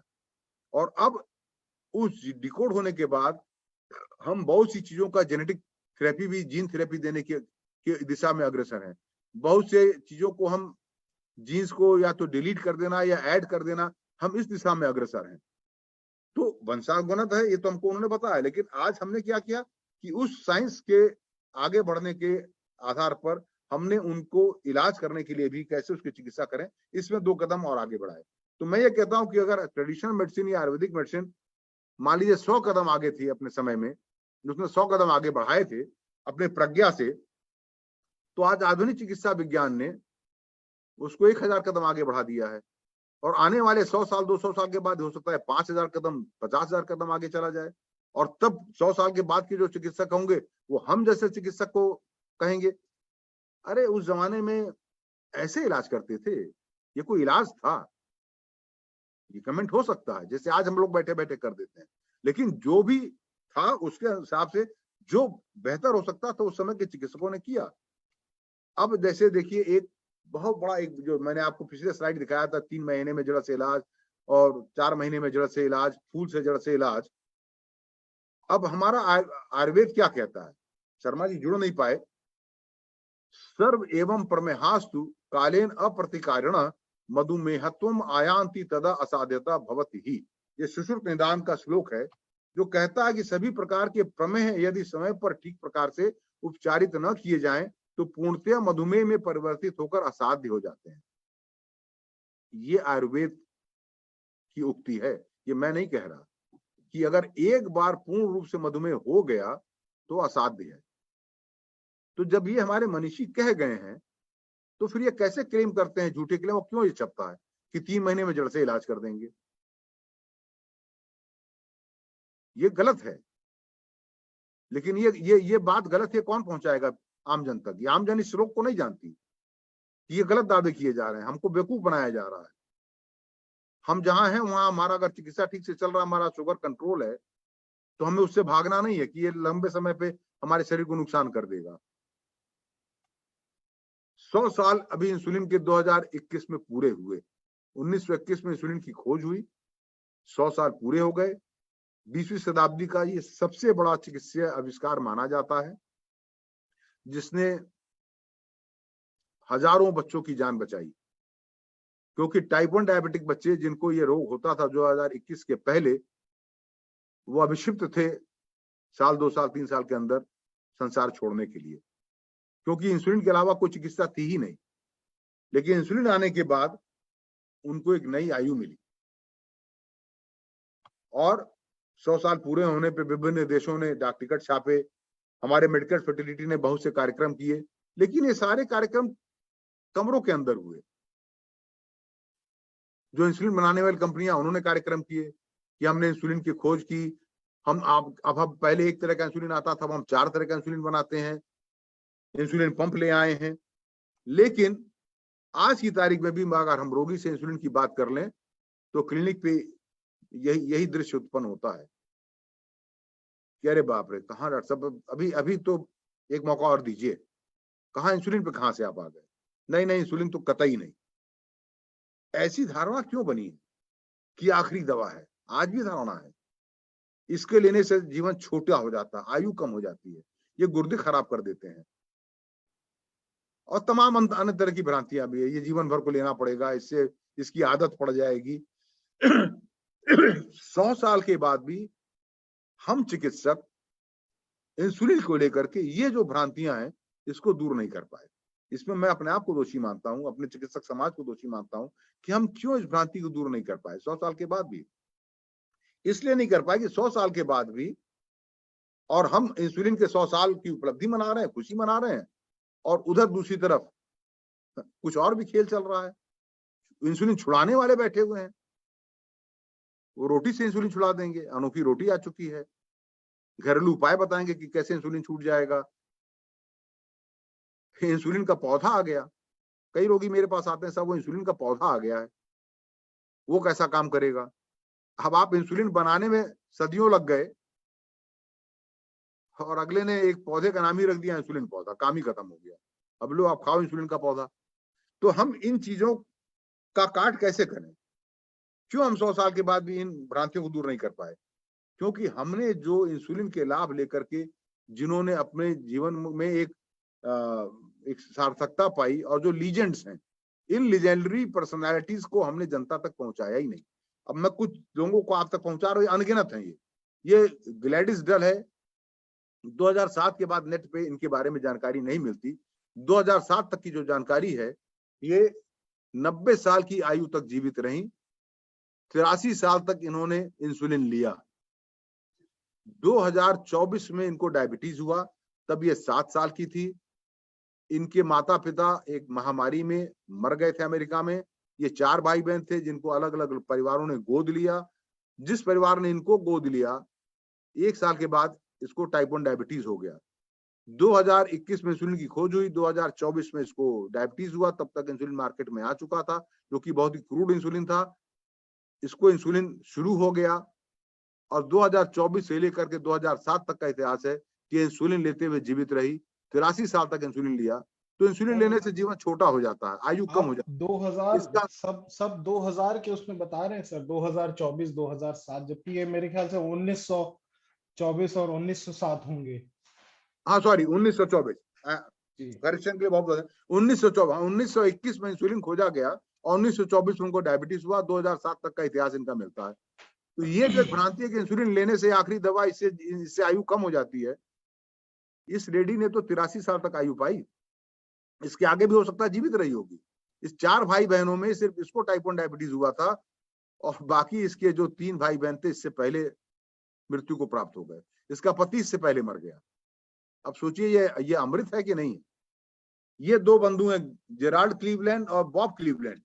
ये दोनों भाई हैं, और दोनों को टाइप 1 डायबिटीज हुआ, और दोनों ने 75 साल से ऊपर इंसुलिन लगाया। 2015 का जो डेटा है उसके हिसाब से। बॉब को 1925 में इसको भी डायबिटीज डायग्नोज हुआ, तब इसकी उम्र 5 साल थी, और 2010 तक जीवित रहा। जेराल्ड जो है 2009 में मरा। इसकी चर्चा हमने नहीं की आम जन के बीच में। इन्हीं की चर्चा 100 साल होने पे हमें करनी चाहिए थी। ये देखिए, गैरी वाइने हॉल जूनियर, सीनियर इनके पिता हैं, ये जूनियर कहलाते हैं। 1974 में ये पैदा हुए, और 2096 के यूनाइटेड स्टेट्स ओलंपिक में इन्होंने, और फिर 2000 में भी, और 2004 के ओलंपिक में भी, कुल मिला के 5 गोल्ड मेडल, 3 सिल्वर मेडल और 2 कांस्य पदक, ब्रोंज मेडल इसने जीते स्विमिंग में। इंसुलिन पे ये व्यक्ति है। इनकी बात हमने नहीं की कि देखिए, इंसुलिन से किसी व्यक्ति का, अगर वो टाइप 1 डायबिटिक है, उसका जीवन कहाँ पहुंच सकता है। टाइप 1 डायबिटीज होने का मतलब नहीं कि जीवन का अंत है। या टाइप 2 भी और आपको इंसुलिन लेना है तो आपकी आयु कम कर देगा, वो आपकी आयु बढ़ाएगा। ये देखिए, ये डो बर्न है, ये 2006 का मिस्टर यूनिवर्स है। इसने हाथ में ये इंसुलिन पंप पकड़ा हुआ है। ये अपना जिम चलाता है। टाइप 1 डायबिटीज मधुमेह बच्चों को अपने यहाँ जिम कराता है, और उनको जो है प्रेरित करता है अच्छे जीवन शैली के लिए। हमको इनकी चर्चा करनी चाहिए थी। इंसुलिन के प्रति जो मिथक है उसको दूर करना चाहिए था। और ये जो इंसुलिन छुड़ाने वाले लोग बैठे हैं, इनके हमें छक्के छुड़ाने चाहिए। अब हम कुछ और चीजों पे आ जाते हैं। संचारी रोग, महामारी और आयुर्वेद। हैजा, प्लेग, चेचक, गला घोटू, खसरा, गलछुआ, जिसे कि हम मम्स कहते हैं, टिटनस, पोलियो। आजकल आज के जो मेडिकल स्टूडेंट्स हैं, उनको इसके रोगी देखने को ही नहीं मिलते। पास आउट होकर निकल जाते हैं, उनको ये रोगी ही नहीं मिलते। पोलियो के रोगी नहीं मिलते। बड़ी चेचक तो मैंने नहीं देखा। हाँ, कुछ लोग अभी भी मिल जाते हैं जिनको चेचक हुआ था और चेहरे पे पॉक मार्क्स हैं, उनके चेचक के दाग हैं, लेकिन अब हमारी जनरेशन ने भी चेचक नहीं देखा। तो क्या आयुर्वेद उस समय नहीं था? वो तो हजारों साल पहले से था। तब क्यों इतने लोग इन बीमारियों से मर जाते थे? क्योंकि ये सब इन्फेक्टिव डिजीजेस थे, संचारी रोग थे। ये किसी विषाणु, कीटाणु, बैक्टीरिया, वायरस इससे होते थे। इसका इलाज नहीं था, इसके प्रति हमारे पास कोई दवा नहीं थी, हमारे पास वैक्सीनेशन की कला नहीं थी। जो वैक्सीनेशन की कला आई, जो आधुनिक चिकित्सा विज्ञान ने हमें दिया, उससे हम इन चीजों से पार पा पाए। तो वैक्सीन आधुनिक चिकित्सा विज्ञान की देन है। आज इस कोविड काल में कोरोना से निपटने के बाद इस वैक्सीन ने ही, अब लोगों को कोरोना हो भी रहा है तो कोई जांच नहीं करा रहा, क्योंकि उसने वैक्सीन लगा रखा है। बहुत माइल्ड सिम्टम्स हो रहे हैं, 2-3 दिन में होकर खत्म हो जा रहा है, अस्पताल तक भी नहीं जा रहा। हम ट्यूबरकुलोसिस मुक्त भारत की ओर बढ़ रहे हैं। ट्यूबरकुलोसिस तो पहले भी था, लेकिन तब क्या था? भुवाली चले जाओ, किसी पहाड़ पे चले जाओ, साफ हवा लो, ठंडी हवा चलो, ठंडी जगह पे जाओ, ठंडे हो जाओ, यही इलाज था। सिफिलिस, मैं जब मेडिसिन पढ़ता था तो हमारे यहाँ कहा जाता था कि if you know syphilis you know medicine. Syphilis एक ऐसी बीमारी थी जिसका पूरे शरीर पे प्रभाव पड़ता था। अब कहते हैं if you know diabetes you know medicine. मैंने सिफिलिस के 3-4 केस देखे थे अपने स्टूडेंट लाइफ में। आज का एमबीबीएस स्टूडेंट सिफिलिस का केस देखता ही नहीं है, क्योंकि ये खत्म हो गया एंटीबायोटिक आने के बाद से। एन्केफेलाइटिस, कितने लोग, हजारों लोगों की जाने गई, लेकिन जब से टीकाकरण हुआ, अब आप देखिए, अब अगस्त से लेकर के सितंबर अक्टूबर तक अखबारों में कहीं एन्केफेलाइटिस का न्यूज ही नहीं होता। अन्यथा आज से 4 साल पहले बरसात शुरू होते ही एक पन्ना सुरक्षित रहता था कि इतने भर्ती हुए, इतने मर गए एन्केफेलाइटिस से। ये सब आधुनिक चिकित्सा विज्ञान की देन है। तो हमें यह भी स्वीकारना पड़ेगा, आधुनिक चिकित्सा विज्ञान ने बहुत कुछ हमें दिया। उसने आयुर्वेद के ज्ञान को और आगे बढ़ाया और आगे ले जा रहा है। इसमें कहीं कोई आपस में विरोधाभास नहीं है। इसलिए मन में ये भ्रांति बैठाना कि ये अंग्रेजी दवा है, ये उल्टी दवा है, ये रोग को दबाती है, ये नए रोग पैदा करती है, इस भ्रम से हमें बाहर आना पड़ेगा। बहुत ही साइंटिफिक विज्ञान है, एविडेंस बेस्ड है, बहुत शोध होता है, उसके बाद कितना सुरक्षित है और उसके क्या क्या साइड इफेक्ट हैं, ये सारी चीजों को डॉक्यूमेंटेशन करने के बाद ही आमजन के लिए उस दवा की अनुमति मिलती है कि आप इसको आमजन के लिए दे सकते हैं। तो इससे ज्यादा सुरक्षित कोई दवा हो ही नहीं सकती। तो जन कल्याण हेतु जो प्राचीन प्रज्ञा और ज्ञान की संपदा हमारे पास है, उसका उपयोग करते हुए निरंतर उसे और परिष्कृत और परिमार्जित करने की दिशा में हम अग्रसर हों। बदलाव के लिए अपने बंद दिमाग के पट खोल कर रखें। औषधि होती है, उसका कोई वर्ण जाति धर्म नहीं होता। विज्ञान द्वारा नित्य नए शोध को आत्मसात करने की ओर अग्रसर हो। नेचुरल के नाम पे हर वस्तु निरापद नहीं होती। अब मैं अपनी कविता को पूरा करता हूँ। डॉक्टर अभिजीत, आप अपना म्यूट कर लें। खड़ा सामने यक्ष प्रश्न, उसी कविता की अगली कड़ी है कि सड़ा खड़ा सामने यक्ष प्रश्न, कैसे करे मधुमेह से बचाओ। सारे ज्ञान को धता बता, सुरसा मुख समान बढ़ा रहा अपना यह फैलाओ। कहाँ रहे हम चूक, कहाँ हो रही भूल, अनियंत्रित खिल रहे मधुमेह के जहरीले फूल। जो करना है मधुमेह से बचाओ, बच्चों से करें लगाओ, करें लक्ष्य उनको मधुमेह में आ जाएगा ठहराओ। हम जो कहते हैं कि आज से 30 साल बाद देते हैं मधुमेह रोगी हो जाएंगे, तो आज का जो 20 साल का युवा है, 30 साल के बाद वो 45 साल का हो जाएगा, तो वही मधुमेह ही होगा। उस आंकड़े के पेट वही भरने वाला है। तो अगर आज हमने 20 साल के युवा पे, 15 साल के युवा पे कार्य नहीं किया, उनको सचेत नहीं किया, तो इस मधुमेह में हम ठहराव नहीं ला पाएंगे। बीता बचपन आई जवानी, साथ लिए दूषित जीवन शैली की नादानी। अरे अभी तो बच्चे हो, अभी तो तुम्हारी खाने की उम्र है, अभी से तुम ये सब परहेज कर रहे हो। नहीं, अभी से ही करना है। पेट हुआ मटका, लगा मधुमेह का झटका, प्रस्फुटित हुआ मधुमेह का अंकुर, छाप लिया पूरा खेत, अब पछताए होत क्या जब चिड़िया चुग गई खेत। तो जितने जल्दी हम सचेत हो जाएंगे, सजग हो जाएंगे, इसको हम पार पा पाएंगे, इस पे हम लगाम लगा पाएंगे। और यह जो भ्रांतियां हैं आधुनिक चिकित्सा विज्ञान को लेकर के, उससे मन को दूर करिए। जो भी चीज एविडेंस बेस्ड है, साइंस है, वेल एग्जामिन्ड और ट्रस्टेड और ट्रायल्ड है, उस पर विश्वास करें। अपने चिकित्सक से बात करें। जहां जाते हैं, बड़े बड़े मठ में जाते हैं, मठाधीश से आप संपर्क करते हैं, आप पर्चा लिखा के आ जाते हैं, वहीं पर उससे बात करें। घर लौट करके आकर फिर आप अपने परिचित डॉक्टर को ना पकड़ें कि साहब ये बताइए, वो लिख दिए, क्या करें। आप वहां गए तो उनसे बात करें ना, उनका समय लें। क्यों नहीं लेंगे आप समय? आपका अधिकार है, आपको लेना चाहिए समय। और नहीं ले पाते हैं तो हम लोग के इस कार्यक्रम से जुड़े, यहाँ हम पूरा 1 घंटा आपको समय देते हैं हर महीने, आपके सारे जिज्ञासाओं को दूर करते हैं।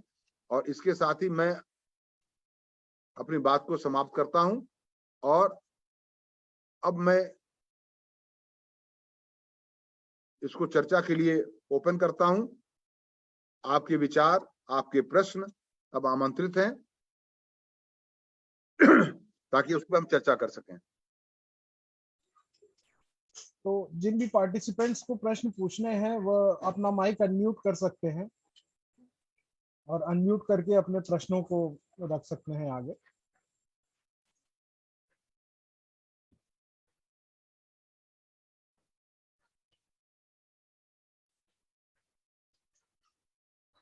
सबसे पहले तो एक कमेंट मैं ही देना चाहूंगा सर जी कि अक्सर करके ऐसा होता है कि मेरे साथ तो खूब हो रहा है अब, क्योंकि शायद मेरी प्रैक्टिस अभी नई नई है, शुरुआती स्टेज में है, इसलिए मुझे थोड़ा बुरा भी लगता है अंदर से कि रोगी बढ़ा हुआ शुगर लेके आता है, फिर उसको हम लोग दवा वगैरह देते हैं और नेक्स्ट विजिट में शुगर अच्छी तरह से कंट्रोल हो जाती है और रोगी वापस आता है और उससे उसकी रिपोर्ट देखिए तो अंदर से मुझे तो हर्ष होता है और मैं रोगी से कहता भी हूँ, देखो तुम्हारी शुगर तो अच्छी कंट्रोल हो गई। तो लगभग 10 में से 3 या 4 मरीज ऐसे होते हैं जो उसके जवाब में बड़ी खुशी से ये बताते हैं कि हाँ वो हम जामुन का ये ले रहे थे या हम इसका वो ले रहे थे तो हमारी शुगर बड़ी अच्छी कंट्रोल हो गई। तो मुझे अंदर ही अंदर हंसी आती है कि तो भैया हमारे पास आने से पहले नहीं ले रहे थे, तो उसके 1 महीने पहले क्यों 350 पे चल रही थी शुगर तुम्हारी। तो मैं ये कहना चाहूंगा कि दोनों चीजों को बैलेंस करके चलना चाहिए। ऐसा नहीं होना चाहिए कि आपने किसी दूसरी पद्धति के चक्कर में अपनी दवा ही बंद कर दी, क्योंकि ऐसी स्थिति में कई बार पेशेंट्स बहुत ज्यादा शुगर बढ़ा लेते हैं और बहुत बुरी अवस्था में आते हैं हमारे पास। मैं तो अभिजीत जी ये चाहूंगा कि जितने भी हमारे साथ जुड़े हुए हैं लोग, मधुमेही लोग, इस बात पर यही है प्रकाश डालें कि ऐसा क्योंकि ये मरीज का पहलू है ना कि मरीज ऐसा करता क्यों है। इनके दृष्टिकोण में ऐसा मरीज क्यों करता है कि अगर आधी गोली, 1 गोली पे शुगर कंट्रोल चलता है तो उसको छोड़ करके वो दिन में 6 गोली किसी और चीज की खाना शुरू कर देता है, पाठ बना के पीना शुरू कर देता है, महीनों जांच नहीं कराता। ऐसा वो क्यों करता है? एक तो मैंने आपको बताया ना, दिमाग में बैठा हुआ है कि ये जो तथाकथित अंग्रेजी औषधियां हैं ये बड़ी घातक होती हैं, लंबे समय पर नुकसान पहुंचा देती हैं। तो फौरी तौर पर 400 है तो किसी तरीके से नीचे ले आओ, उस समय तो मरता क्या ना करता वाली स्थिति होती है। लेकिन जैसे ही देखा 1-2 रिपोर्ट नॉर्मल, अब इसको बंद करो, इससे दूरी बनाओ और फिर से जो है चलिए। डॉक्टर साहब मैं नमस्ते मैडम। नमस्ते मैडम, नमस्कार धन्यवाद डॉक्टर आपको साहब। जुड़ने के लिए। हाँ डॉक्टर साहब, बहुत ही इंफॉर्मेटिव आपकी टॉक थी आज की, और वास्तव में कम्युनिकेशन मेरे भी समझ में यही आता है कि इज द ओनली क्योर और only management of diabetes.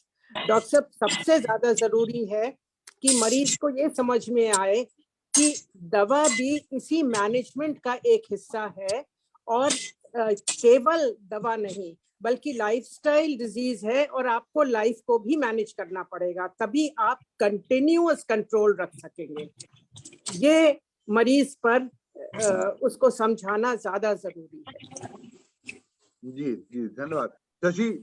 Shashi जी हाथ उठा रही हैं। हाँ, आप इंसुलिन पे हैं, लंबे समय से इंसुलिन पे हैं और देखिए चेहरे पर क्या रौनक है, अमृत ले रही हैं आप। ये अपने अनुभव बताएंगे। हाँ, good morning sir. Good morning madam.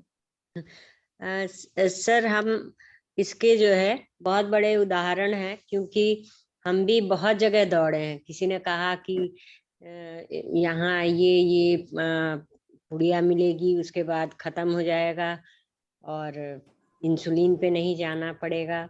फिर आरोग्य मंदिर भी एडमिट रहे। उसी दौरान आपसे हस्बैंड मेरे मिले थे और आपने कहा था जब तक शुगर कंट्रोल नहीं होगा ये बाकी चीजें तो डाइजेशन और ये लोग ठीक करते हैं, लेकिन पहले शुगर कंट्रोल करिए। तो उसी टाइम आपने इंसुलिन कहा था, तो हम लोग भी बड़े दुखी हुए थे। लेकिन ये सब सेशंस अटेंड करते हुए, उसकी जानकारी लेते हुए हम लोगों को ये पता चला कि इंसुलिन जो है वो बेस्ट है आपके मतलब जीवन के लिए। और इसमें मैंने खुद भी कई लोग, मतलब मेरी एक बहन लंदन में रहती है, वो इतना डरती थी, वो कहती थी मेरे को डॉक्टर कह रहा है कि अब इंसुलिन लेना पड़ेगा। तो उसको मैंने बहुत समझाया कि देखो इंसुलिन वही है जो हमारे शरीर में होना चाहिए और नहीं है, और इसका कोई साइड इफेक्ट नहीं है। आपको असली मतलब लाइफ में अच्छे से जीने के लिए बिना डर के तुम लगा के देखो। और आज की तारीख में उसने शुरू कर दिया है और वो बहुत खुश है कि जो पहले फ्लक्चुएट होता था वो अब ऐसा नहीं होता है। कभी कुछ खा भी लिया ज्यादा तो वो मैनेज जल्दी हो जाता है। और लोग मतलब ये डराते हैं, जैसे ही होता है, हम कई दवाइयां खाते हैं, लेकिन जैसे ही शुगर होता है लोग कहते हैं अरे इसका साइड इफेक्ट है, तो किडनी खराब हो जाएगी, ये खराब हो जाएगा। लेकिन कम से कम वर्तमान में जो जिंदगी जी रहे हैं वो तो अच्छे से हम जिए। तो मुझे तो एकदम भ्रम नहीं है। डायबिटीज की दवाई जैसे भी डॉक्टर कहते हैं, अभी तक आप ही हम लोग के डॉक्टर हैं, और हम इस सेशन से भी कितने साल हमेशा। मैडम, आपको कितने साल हो गए इंसुलिन लेते हैं? मैं समझता हूँ 10 साल से ऊपर तो हो गए हैं। अरे ज्यादा हो गए, मेरे को तो 15 साल हो गए। 15 साल हो गए ना? हाँ। और देखिए आपने एक बात कही ना कि वर्तमान अच्छे से जिए। वर्तमान, मैं तो रोगी से कहता हूँ पहले वर्तमान अच्छा करोगे तो भविष्य अपने आप अच्छा हो जाएगा। हाँ और बिल्कुल सर, हमारे क्योंकि शुगर उसमें हमारी कंट्रोल लाइफ करने स्टेट का। बड़ी अच्छी रहती है। जब हम बीमार नहीं रहते हैं तो लाइफ स्टेट अच्छी रहती है, हम जी। एक्सरसाइज कर पाते हैं और बाकी ये सारी चीजें कर पाते हैं जो मतलब लोग उस समय नहीं कर पाते जब उनका शुगर बहुत बढ़ा होता है। जी। तो और एक चीज दूसरी कि हमारे चिकित्सा का ध्येय क्या? हमारा चिकित्सा का ध्येय ही है कि हम शुगर को इतना अच्छा कंट्रोल करें कि वो हमारे गुर्दे को, हमारे आंख के पर्दे को, हमारे हृदय की खून की नलियों को क्षतिग्रस्त न कर पाए। तो गुर्दा जी खराब नहीं होगा। अगर हमने शुगर अच्छा कंट्रोल रखा है इन दवाओं औषधियों से, तो हमारा गुर्दा तो और आगे लंबे समय तक अच्छे से काम करेगा। हम डायलिसिस पे नहीं जाएंगे, हमको पक्षाघात नहीं होगा, हमको हार्ट अटैक नहीं होगा। तो ये गुर्दा बिल्कुल, वर्तमान ही नहीं है, भविष्य भी सुधारेगा। भविष्य भी सुधारेगा हाँ, पर। ये दवाएं गुर्दा खराब नहीं करती बल्कि गुर्दा बचाती हैं। जी आंख के पर्दे को बचाती हैं। बिल्कुल सर। हाँ। ओंकार पाठक जी जुड़े हुए हैं हमारे साथ जी। पाठक साहब, आप कुछ अपने टिप्पणी देंगे या कुछ पूछना चाहेंगे? सुप्रभात। आप अनम्यूट कर लें अपने आप को। आप हमारे प्रातः भ्रमण के संगी हैं, हमारे साथ सुबह ये विश्वविद्यालय में प्रातः भ्रमण करते हैं। अनम्यूट कर लीजिए पाठक जी आप अपने आप को। और आप बॉर्डर सिक्योरिटी फोर्स में थे, मुझसे उम्र में बड़े हैं लेकिन मुझसे ज्यादा दमखम रखते हैं ये। अरे नहीं सर, ये तो आपकी देन है। हाँ, हमारी देन तो है ये, क्योंकि हम टहलाते हैं आपको। आप स्वस्थ रख रहे हैं हमें, ये आपकी देन है ना। हाँ? अगर हम आप इंसुलिन पर नहीं लाए होते तो आपसे पहले मैं भी परेशान रहता था। पहले जब से आपके संपर्क में आए तब से मेडिसिन अच्छा चल रहा है, शुगर कंट्रोल है, पता नहीं चलता है, सब कुछ ठीक ठाक चल रहा है। जी। आज आपने सर पुनर्जन्म और धर्म क्या इससे आयुर्वेद से जोड़ा, क्या मेरे पूरा समझा नहीं। सुबह समझाऊंगा सर जी, आऊंगा सुबह समझा दूंगा। बाकी बड़ा ज्ञानवर्धक रहा सर, आयुर्वेद के ऊपर काफी कुछ आपने बताया। बाकी तो हम आपके देखिए पुनर्जन्म संपर्क वाला जो है क्योंकि ये हमारे मनुष्यों का दिया हुआ विज्ञान है, और हमारे सनातन संस्कृति में तो पुनर्जन्म की अवधारणा है ही। हाँ सर। और कर्मों के फल की अवधारणा भी है, तो ये भी अवधारणा है। और आयुर्वेद में अवधारणा की बहुत से जो हमारे रोग हैं वो हमारे पूर्व जन्मों के फल हैं। अब इसको हम आधुनिक चिकित्सा विज्ञान से अभी भी कोरिलेट नहीं कर पाते। हाँ, पूर्व जन्म के फल का मतलब ये हो सकता है कि जो वंशानुगत बीमारियां जी, अगर आप आत्मा को मानते हैं तो किसी वजह से आप ऐसे परिवार में पैदा हो गए जहाँ कोई वंशानुगत बीमारी थी है तो आपको भी मिल गई, ये भी मान सकते हैं आप। जी जी, हाँ हाँ, ये तो मानते हैं। जिससे तो कोई धर्म ज्ञाता ही ज्यादा विशद प्रकाश डाल पाए, मैं नहीं डाल पाऊंगा। सर लेकिन पुनर्जन्म वाली बात पे थोड़ा सा मैं ये कहना चाहूंगा कि इससे उतनी सहमति नहीं है। मैंने कहा ना कि आज की ये तारीख में अब हमारा डायबिटीज को ही अगर ले लें तो ये देख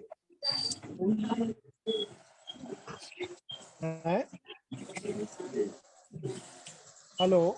हाँ जी, हाँ मैं कह रहा था कि अगर हम लोग डायबिटीज की ही बात देखें तो हाँ। जो इंटरनेशनल डायबिटीज फेडरेशन का डेटा है वो हमें ये दिखाता है कि आज से कुछ दशक पहले जो थर्ड वर्ल्ड कंट्रीज है, जिसको कि जैसे अफ्रीका हो गया, south east America south America हो गया, साउथ ईस्ट एशिया, ये सब इन देशों में शुगर की जो इंसिडेंस थी वो कम थी। लेकिन अब पिछले कुछ दशकों से जैसे जैसे अफ्रीका में, लैटिन अमेरिका में और हमारे एशिया में, इंडिया, एशिया पैसिफिक में जैसे जैसे इकोनॉमी अच्छी हो रही है तो हमारी जो शुगर की राइज है वो बहुत तेजी से बढ़ रही है। और इंडिया का तो ये प्रिडिक्शन है आईडीएफ का कि 2045 तक 68% राइज होगा हमारी डायबिटिक पॉपुलेशन में। और अफ्रीका में 183%। हेलो, हाँ, अफ्रीका में 139%। अफ्रीका में और सबसे ज्यादा है। लेकिन अगर ये देखा जाए कि यूरोप में और नॉर्थ अमेरिका में ये कम है, क्योंकि वो आर्थिक रूप से एक प्लेटू पे पहुंच चुके हैं। वो उनकी जितनी उन्नति हो चुकी है, आर्थिक रूप से वो सक्षम हो चुके हैं। अब वो उनको ज्ञान बढ़ रहा कि नहीं इसका नुकसान क्या क्या है, तो उसके हिसाब से वो अपने पुनर्जन्म की जगह अगर हम लोग इसको अपने लाइफस्टाइल से और बाकी चीजों से अगर हम लोग कोरिलेट करें तो शायद ज्यादा बेहतर होगा। क्योंकि मैं तो ये कहता हूँ, जैसे हम लोग हाई स्कूल इंटरमीडिएट में जब लेख लिखने को आता था तो एक लाइन हम लोग ने रट रखा था कि साहित्य समाज का दर्पण होता है जी। लाइन सबने पढ़ा होगा, साहित्य समाज का दर्पण होता है। तो मधुमेह समाज के जीडीपी का दर्पण है। जितना ज्यादा अच्छा जीडीपी होता जाएगा, धन आएगा लोगों के पास, डायबिटीज बढ़ती जाएगी। क्योंकि जब धन आएगा तो पहला काम वो करेगा, अगर पैदल चलता तो साइकिल खरीदेगा, साइकिल है तो मोटरसाइकिल खरीदेगा, मोटरसाइकिल है तो कार खरीदेगा, और उसकी शारीरिक श्रम करने की क्षमता घटती चली जाएगी और खान पान उसका बढ़ता चला जाएगा।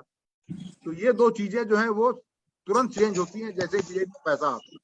और एक छोटा सा उदाहरण मैं ये देना चाहूंगा कि हमारे कुछ पेशेंट्स हैं जो काम करने दुबई चले जाते हैं या बाहर चले जाते हैं, यूएई चले जाते हैं, और वो जब वहां से 4-5-6 महीने बाद लौटते हैं तो उनकी शुगर अनकंट्रोल्ड हो जाती है। और जब इंडिया में आके रहना शुरू कर देते हैं तो उसी ड्रग पे, उसी डोज पे उनकी शुगर कंट्रोल्ड हो जाती है। तो मैंने कई पेशेंट से ये पूछा कि भाई खान पान में ऐसा क्या है, तो कुछ पेशेंट्स ने मुझे बताया कि वहां पे कोल्ड ड्रिंक पानी से सस्ता है, तो इसलिए लोग कभी कभी पानी ना खरीद के कोल्ड ड्रिंक खरीद लेते हैं प्यास बुझाने के लिए। वहां पे जो डाइट है वो बेसिकली मीट बेस्ड डाइट है, हरी सब्जियों का अभाव है थोड़ा सा। तो ये सब चीजें जो हमारी लाइफस्टाइल में मैटर कर जाती हैं। अमेरिका में भी यही है कि कोल्ड ड्रिंक जैसी चीजें और इस तरह के जो शुगरी ड्रिंक्स है वो एक्चुअली पानी से सस्ते रेट में मिल जाते हैं लोगों को।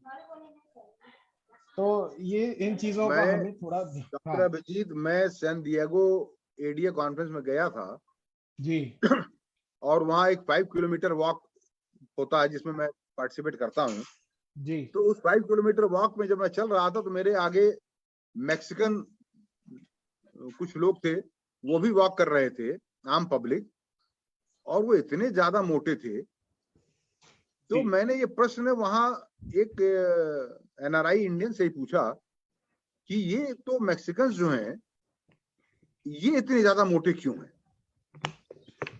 जबकि इकोनॉमिकली इनके पास पैसा कम है जी। बाकी अमेरिकन के मुकाबले उनके पास पैसा कम, फिर ये मोटे क्यों? तो उन्होंने कहा कि देखिए इनके पास पैसा तो कम है, इसी वजह से ये सलाद, ग्रीन वेजिटेबल्स, फ्रूट्स नहीं खाते। इनका जो मुख्य भोजन है वो है बर्गर और कोल्ड ड्रिंक।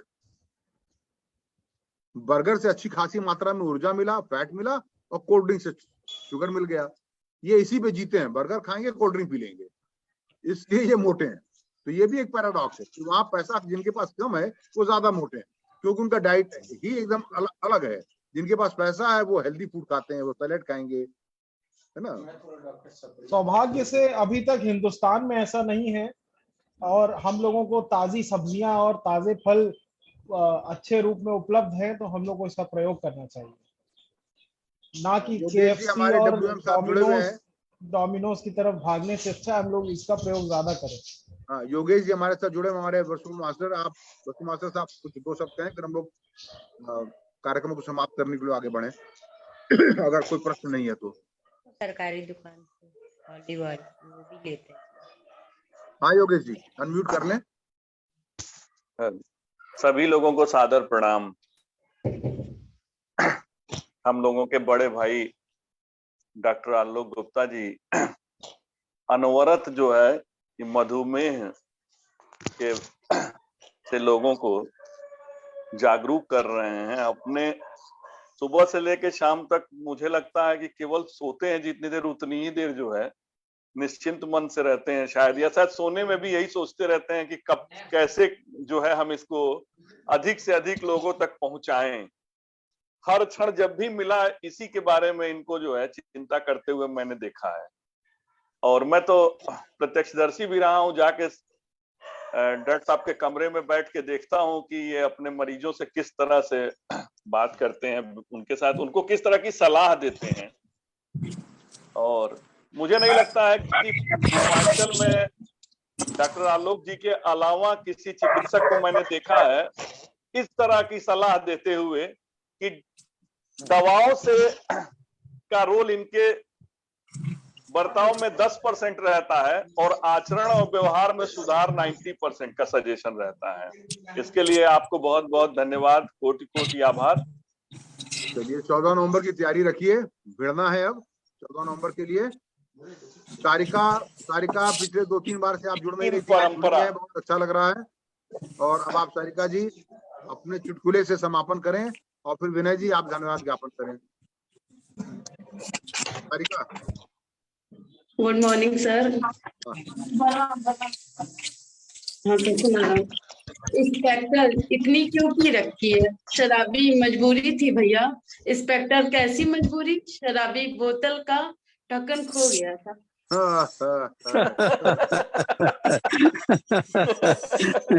की अगली कड़ी सारिका ये है कि वही मरीज डॉक्टर के चैम्बर में गया तो डॉक्टर साहब ने देखते ही पूछा कि पीते हो?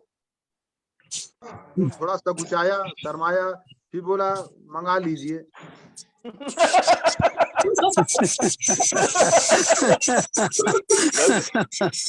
दूसरा मरीज आया, डॉक्टर साहब ने देखा कि इसको जॉन्डिस हो रहा है, लिवर बढ़ा हुआ है। उन्होंने कहा कि तुम बहुत ज्यादा शराब, और हाथ उसका कांप रहा है, तो उन्होंने कहा तुम बहुत ज्यादा शराब पीते हो। कहा डॉक्टर साहब कहाँ ज्यादा पी पाते हैं, आधे से ज्यादा तो छलक जाती है, कुछ इलाज कर देते हैं। अपनी अपनी परेशानियां हैं इस जीवन में। विनय जी आप कृपया अपने कमेंट्स के बाद धन्यवाद ज्ञापन करके इस कार्यक्रम को समाप्त करें, तो हम लोग अपने जी डॉक्टर साहब, जी डॉक्टर साहब मेरी आवाज आ रही होगी? जी बिल्कुल आ रही है।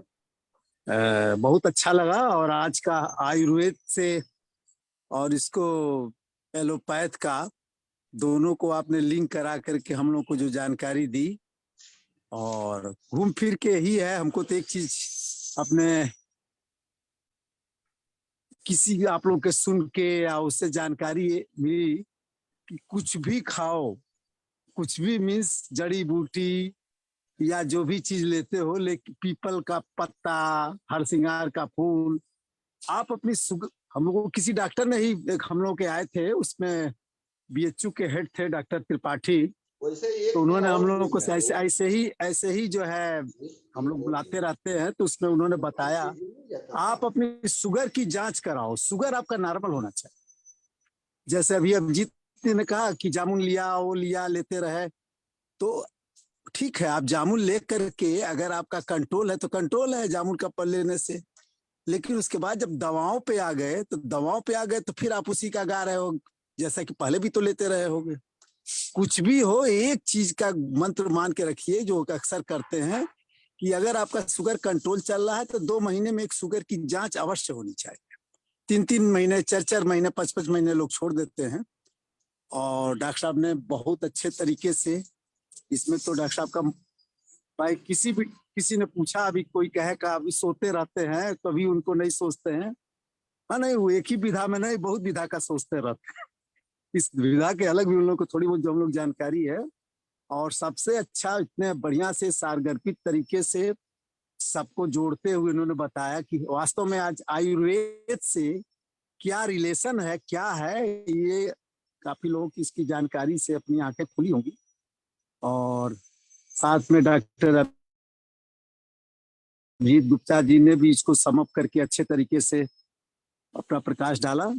और आप सभी श्रोताओं को जो आज शामिल है उनको धन्यवाद। डॉक्टर साहब आप दोनों लोगों को ढेर सारा धन्यवाद। तो अब मैं एक निवेदन ये है कि जितने लोग गोरखपुर के हैं और आसपास के, जो 14 तारीख को नेपाल क्लब पहुंच सकते हैं, सुबेरे 10:30 बजे अवश्य पहुंच जाएं, ताकि 11 बजे से हम अपना वॉक शुरू कर सकें।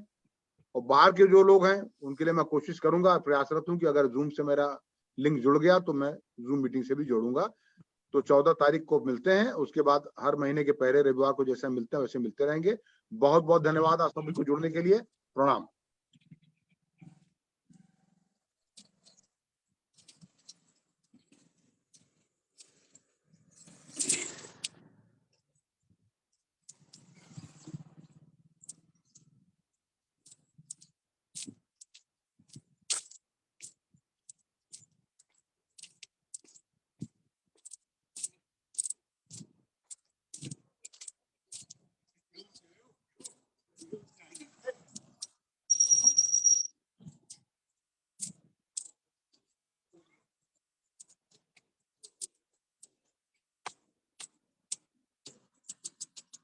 बोलो सोम्या।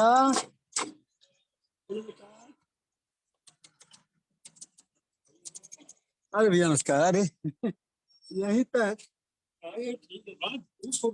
मैं तो सब हमारा सब में वो है ना बाबू, लेकिन ये है जब भी थोड़ा बहुत कर लेते हैं पसीना आ जाए, धूप लग जाए, आजकल तो धूपा थोड़ा खूब हो गई बात, मतलब बर्दाश्त करे वाला। अब सब रूटीन जो है ना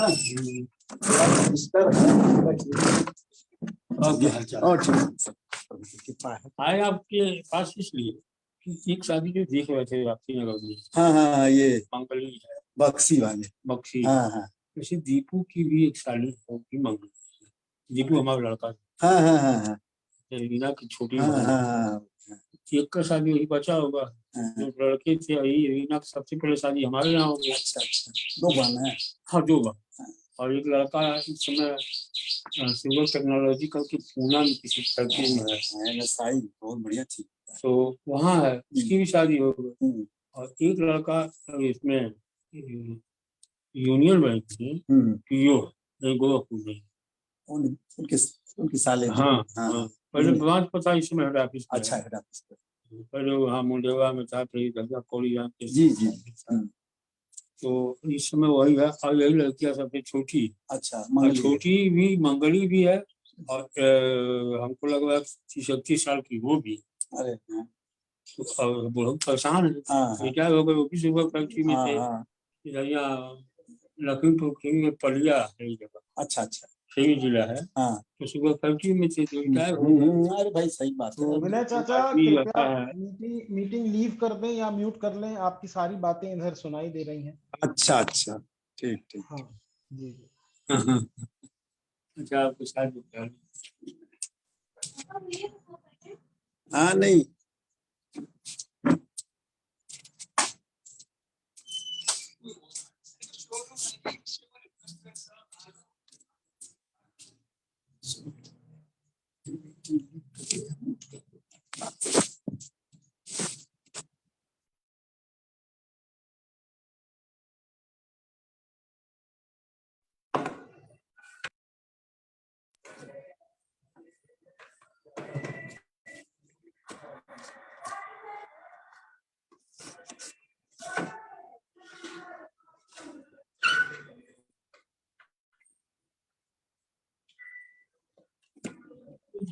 बारह एक बजे के बाद थोड़ा सा शॉपिंग करेंगे।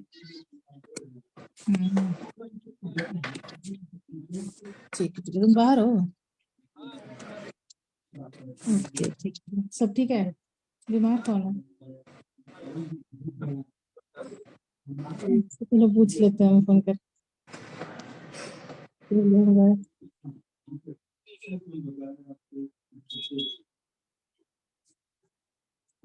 मालूम नहीं।